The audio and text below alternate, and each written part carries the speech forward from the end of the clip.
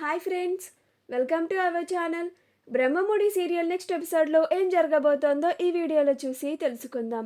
అపర్ణ తాను ఇచ్చిన గిఫ్ట్ని తీసుకుంది అని సంతోషంగా ఉన్న సుభాష్ అసలేం జరిగింది అని తెలుసుకోవడానికి ఈ వీడియోని స్కిప్ చేయకుండా ఎండ్ వరకు చూసేయండి.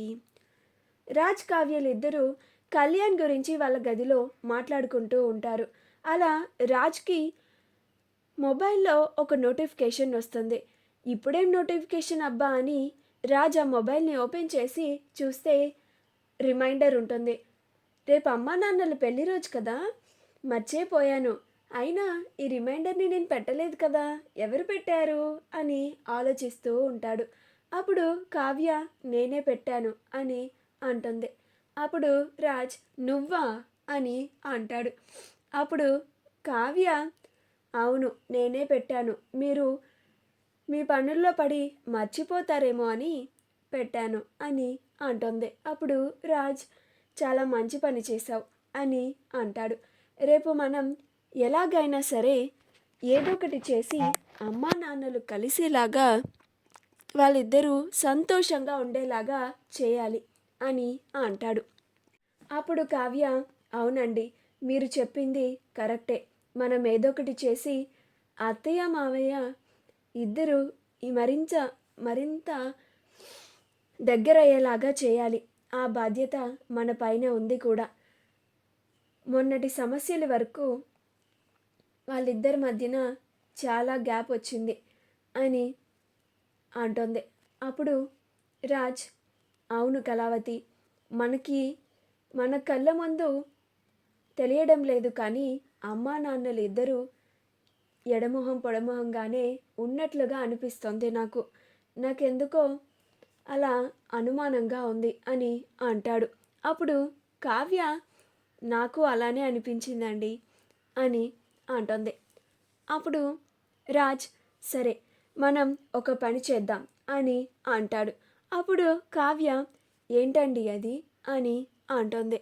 అప్పుడు రాజ్ మనిద్దరం కలిసి అమ్మకి శారీ కొని అది నాన్న ఇచ్చినట్లుగా మా డాడీ చేత ఇప్పిద్దాం అని అంటాడు. అప్పుడు కావ్య చాలా మంచి నిర్ణయం అండి ఇది అని అంటుంది. అలానే చేద్దాం. అప్పుడు అత్తయ్య గారు కూడా వాళ్ళ పెళ్లి రోజు మర్చిపోకుండా మావయ్య గారు ఆవిడ కోసం ప్రేమగా చీర కొనుక్కొని తీసుకొని వచ్చారు అని ఆనందిస్తారు, సంతోషంగా ఉంటారు ఇద్దరు అని అంటుంది. అప్పుడు రాజ్ ఓకే మరి నేను వెంటనే ఆ ఏర్పాట్లు చేస్తాను అని అంటాడు.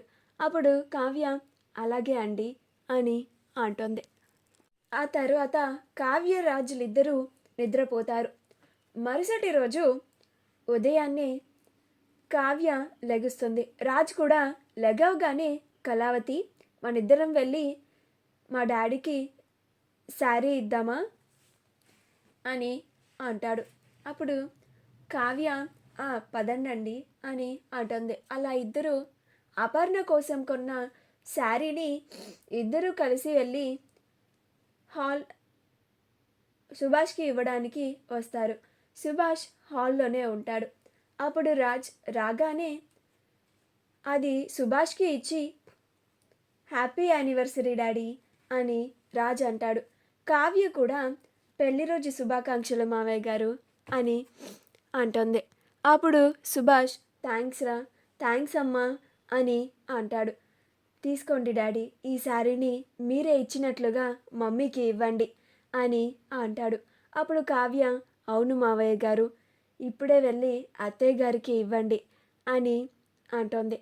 అప్పుడు సుభాష్ నేనా అని అంటాడు. అప్పుడు రాజ్ అవును డాడీ మీరే ఇవ్వాలి, అప్పుడు మమ్మీ చాలా హ్యాపీగా ఫీల్ అవుతుంది అని అంటాడు.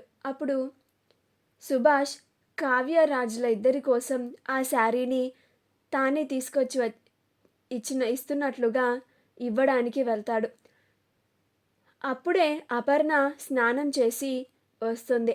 అప్పుడు సుభాష్ ఇవాళ మన యానివర్సరీ అపర్ణ, హ్యాపీ యానివర్సరీ అని ఆ శారీని అపర్ణకి ఇస్తాడు. అప్పుడు అపర్ణ సీరియస్గా సుభాష్ని అలానే చూస్తూ ఉంటుంది. అప్పుడు సుభాష్ అపర్ణ ఈ శారీ తీసుకుంటుందో లేదో అని కొంచెం కంగారు పడుతూ ఉంటాడు. అప్పుడు అపర్ణ మీకు కూడా సేమ్ టు యూ అండి అని ఆ శారీని తీసుకొని థ్యాంక్స్ అని అంటుంది. అప్పుడు సుభాష్ థ్యాంక్స్ అపర్ణ, నేను ఇచ్చిన శారీని తీసుకున్నందుకు అని చెప్పి బయటికి వచ్చి బయటే ఉన్న రాజ్ని హక్ చేసుకుంటాడు. హక్ చేసుకొని చాలా థ్యాంక్స్ రా, నేను ఇచ్చిన శారీ మీ అమ్మ తీసుకుంటుందో లేదో అని కంగారు పడ్డాను, కానీ మీ అమ్మ నేను ఇచ్చిన శారీని తీసుకుంది. ఇప్పుడు నాకు చాలా సంతోషంగా ఉంది రాజ్ అని రాజ్ని హక్ చేసుకొని చెప్తూ ఉంటాడు. రాజ్ సుభాష్ ఆనందాన్ని చూసి రాజ్ కూడా చాలా ఆనందిస్తాడు. రాజ్ వాళ్ళ అమ్మా నాన్నలిద్దరినీ సంతోషపెట్టాలని చేసిన పని వర్కౌట్ అయిందని రాజ్ కూడా చాలా ఆనందంగా ఉంటాడు. ఆ తర్వాత అపర్ణ రెడీ అయ్యి బయటకి వస్తుంది. అపర్ణ సుభాష్ ఇచ్చిన శారీనే కట్టుకొని వస్తుంది. అప్పుడు కావ్య రాజులిద్దరు చూసి చాలా ఆనందిస్తూ ఉంటారు. సుభాష్ కూడా చాలా ఆనందపడతాడు తాను ఇచ్చిన శారీని అపర్ణ కట్టుకొని వచ్చినందుకు. అపర్ణ వచ్చి హాల్లో కూర్చుంటుంది. అప్పుడు అందరూ అపర్ణకి సుభాష్కి పెళ్లి రోజు శుభాకాంక్షలని చెప్తారు. రుద్రాణి వచ్చి హ్యాపీ యానివర్సరీ వదిన అని అంటోంది. అప్పుడు అపర్ణ థ్యాంక్స్ రుద్రాణి అని అంటోంది. అప్పుడు రుద్రాణి ఈ శారీ చాలా బాగుంది వదిన అని అంటుంది. అప్పుడు అపర్ణ మీ అన్నయ్యే ఇచ్చారు రుద్రాణి అని అంటుంది. అప్పుడు రుద్రాణి అవునా, ఏం చేస్తాంలే వదిన, మా అన్నయ్య ఎన్ని తప్పులు చేసినా కానీ ఇలా మళ్ళీ నీ దగ్గర మనసు కొట్టేయాలంటే ఇలాంటివి చేయాలి కదా అని డొంక తిరుగుడుగా మాట్లాడుతూ ఉంటుంది. అప్పుడు స్వప్న వచ్చి అత్త నీకెన్నిసార్లు గడ్డి పెట్టినా కానీ బుద్ధి రాదా, ఎందుకు అలాగా ఇతర వాళ్ళని బాధ పెట్టేలాగా మాట్లాడతావు, ఏ ఒక్కరు సంతోషంగా ఉంటే నీకు అస్సలు చూడబుద్ధి కాదు కదా, వాళ్ళు బాధపడేలాగా ఏదో ఒకటి అంటావు అని అంటోంది. మా వీడియో కనుక మీకు నచ్చినట్లయితే లైక్ చేయండి, షేర్ చేయండి, మా ఛానల్ని సబ్స్క్రైబ్ చేసుకోండి, పక్కనే ఉన్న బెల్ ఐకాన్ని క్లిక్ చేయడం మాత్రం మర్చిపోకండి.